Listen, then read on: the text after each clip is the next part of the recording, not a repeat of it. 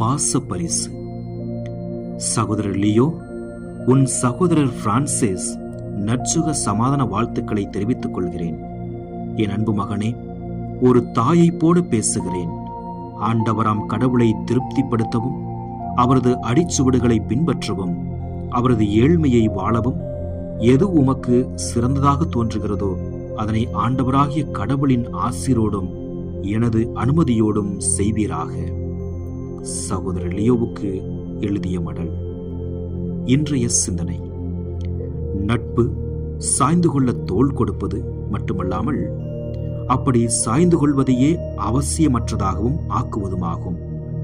உண்மையான நட்பு நட்புக்குரியவரை தன் கட்டுப்பாட்டில் வைத்து தனித்தியங்க விடாது செய்வதில்லை. மற்றவரின் தனித்தன்மையை மதித்து அவரில் செயலாற்றும் இறைவனின் செயலாக்கத்தை செயல்பட உறுதுணையாக இருப்பதாகும்.